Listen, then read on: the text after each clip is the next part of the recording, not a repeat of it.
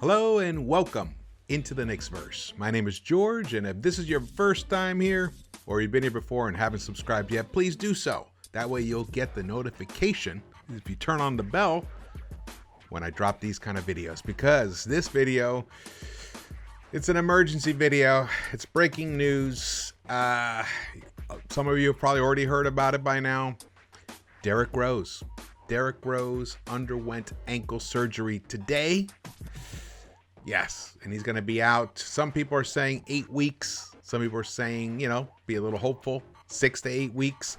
But the New York Knicks PR put out this tweet today. Derrick Rose underwent successful surgery on his right ankle today at the Hospital for Special Surgery, where I had this finger operated on. They replaced the tip. I would have lost that. I'd be one of those. Oh, wait. Yeah, it was this hand. He'll be reevaluated in 8 weeks. This is, I gotta say, I'm gonna be honest with you guys. It's devastating news at this time. The only thing is, one of the advantages that we have is our depth. Now, at the moment, we're missing, 6 players out on COVID. Obi was reinstated today, which is great. So hopefully he'll be available for the game against the Wizards, which we desperately need. But the thing is, the question now is, what is Tom Thibodeau going to do? What is this man going to do now during this stretch while Derrick Rose rehabs that ankle? Will Thibodeau tinker with the lineups during the rehab period? Well, maybe.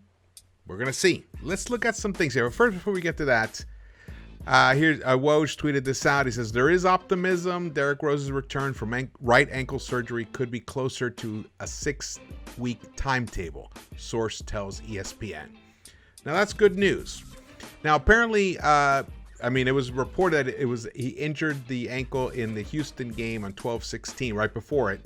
But I think it may have happened earlier in the Chicago game on November 21st. Whenever you guys remember, he missed the games after that. He missed like 3 games after that.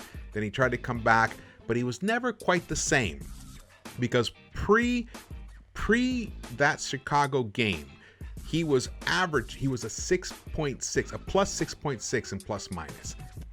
In the 9 games that he played after that, he was a minus 2.3. Now, his points total was about the same. He was averaging 12 points before that Chicago game, and since then 11.9, so it's very similar. Now, interestingly, his assists actually went up since he got injured, since that injury phase. So maybe he just didn't feel as comfortable going to the hoop. He wasn't finishing with the verve that he was finishing before, so he started distributing the ball more, which is a great thing. I mean, that's a positive thing from a point guard. See, that's what you do. You adjust. When your body isn't doing what you need it to do, you adjust and you still try to impact winning, which is what Derrick Rose tried to do as long as he could until he finally, I guess he must have just probably at some point recently in the past few days, or maybe even as early as last night, just decided, you know what, surgery is the way to go. Another thing, if you think about his field goal percentage before the Chicago game was a 52.2%. Since then, his field goal percentage has dropped to a 49.5%. So that's it's a drop. His efficiency went down. His 3-point shooting went from 41.9% to 36.7%. So you can see the ankle was bothering him, but he was still able to be productive, but just not at the level that he really, that he wanted to be. And finally, probably the pain just got too much for him. The other thing is his offensive and defensive ratings. They're interesting. This is interesting. Before that Chicago game, his offensive rating was 109, and his defensive rating was 111. Since then, his offensive rating actually went up to a 113. Now, that might be because of the assists. The assists went from 3.4 assists per game to 5.1 assists per game. So almost, that's definitely, it's 1.7 assists more per game. So that may be why that impacted. But the defensive rating, it was at a 111. It went up to a 121 in the past 9 games that he played. So he was struggling. Now, I tweeted this out as heartbreaking as losing Rose for 6 to 8 weeks is. This will force Thibs to fully embrace the kids' youth movement. It's time for Deuce and Quickley to step up. Because I'm going to be frank with you guys. I know right now, Kemba is our starting point guard. And he's had some 2 very good games. He's averaging 25 points per game the past 2 games. So he scored 50 points. But again, he had a 9-game layoff, 9 or 10 games where he didn't play before the previous game. Can his knees hold up? Look what we just saw with Derrick Rose. I'm not so sure that now with basically Kemba's got to carry the starting point guard duties on his team. I'm not sure if he can do it in the long stretch. If he can, wonderful. Fantastic. If he can do it and give us the type of production that he's been giving us recently, then we're golden. Then all we have to figure out is who is going to be the point guard for that second unit. And, most likely it's probably going to be IQ. And I hope that Deuce gets some burn there. But we'll see. This is what the proposed starters might be. What the starters might be during the Rose ankle surgery rehab. Looks familiar, doesn't it? It's basically the starting 5 that we had from the beginning of the season. Now, the pluses are Mitch is actually starting to come around. He's showing some signs of life, like we've been talking about. He actually did follow up the previous game that previous fourth quarter where he was a monster. He was 6 for 6, 13 points in that fourth quarter previous game. And then last game, fantastic. Plus 24 overall, 17 points, 14 rebounds. The man was a dynamo. So hopefully it was against Detroit, so we got to factor that in.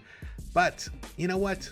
His ability to follow Fournier into the paint after Fournier attempts to lay up and misses, and he puts it back, and he did it with Kemba as well. Those offensive rebounds, he can do that. If he's doing that then, he can do that from now on, and hopefully that's going to be the Mitch that we're going to get. Now, I have RJ in here because, if Obi got approved to return, RJ might even get approved tomorrow. As early as tomorrow, if not Friday, he could be available for the Christmas game. So, and in this scenario, looking at the way Fournier has responded recently, he needs to stay in the starting lineup for the time being until Thibs just realizes, you know what, maybe I can't go with that. Maybe I can't. The defense that we're giving up is just too much. The defensive efficiency that we're giving up is just too much. But this is what's looking like what's going to be the starting lineup. Now, what's going to be the bench? Here's where it gets fun. Now, Deuce only played recently and right before he got COVID because of we got hit with COVID. But I think this is the time for Tom Thibodeau to tinker with this lineup because I don't think Thibs really believes that Kemba is the long-term answer at the starting point guard for the New York Knicks. That being said, someone has to be because now Rose is out. And the Burks experiment at starting point guard didn't work. So who's it going to be? Is it going to be IQ? Is it going to be Deuce? Interesting. Either way, he needs to expand the rotation from 10 players to 11 at minimum. I would prefer he went to 12 and gave Jericho Sims some burn.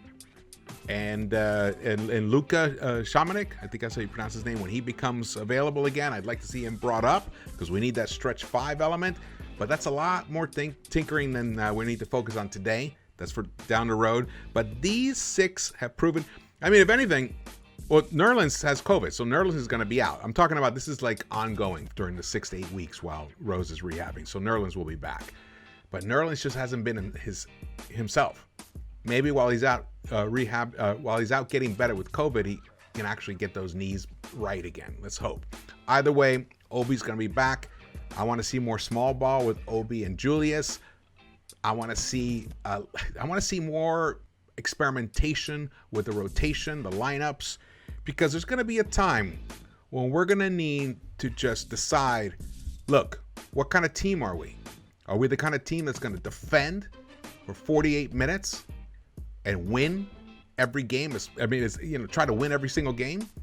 Well, it's hard to do with this kind of lineup if Kemba and Fournier are defensive liabilities. It makes Robinson's and Randall and RJ's life much harder on the defensive end. And we've seen that it's impacted negatively the offensive games of Julius and RJ. So let's play this out. Let's say it doesn't work, that experiment. Who should start for the New York Knicks during this period of time while Rose is rehabbing? Here we go. Let's go with it. Let's go with the youth movement. Embrace the youth. Let's start Deuce and Quentin Grimes. That's it. They're going to be our backcourt of the future with IQ, possibly. It's going to be some combination of those. Mitch stays in center position, and Randall and RJ are the forwards. That is the lineup I think will probably give us the best chance to start every game, to give us the best chance to win night in, night out. And then we have IQ and Obi coming off the bench and see how they mix in with these starters. And then if we need, we got Burks to come in as I love Burks' fourth quarter heroics that he gave us a lot last season. We haven't seen it as much this season, but he's been a very good defender overall, and he can give you that 3-point shot every once in a while, which we definitely need. Now, someone that's not on here is Knox, so maybe Knox gets brought in. I just want to see Thibs experiment more. This is the time. It's not the time to tighten up the rotation. It's the time to expand it and experiment, to tinker. Because the way that things are playing out, it's giving you, Tom Thibodeau, an opportunity to try and figure out which puzzle pieces work best together. I hope that Derrick Rose recovers beautifully and he comes back to this team in 6 weeks. It's played that way. So that is right now by the end of January. Let's say first week of February, Derrick Rose returns, and this team is 5 games over 500 at that point.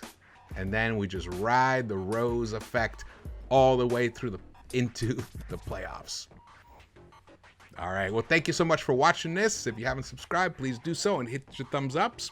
And drop your comments. I want to hear your feelings about what kind of rotation mixtures we should have right now. Or should we not tinker? Maybe we should just hold down and just stick with Kemba and Fournier and ride that all the way through. I want to hear how you guys feel about that. All right. Thank you so much. And I will see you right where? The Knicks-Verse!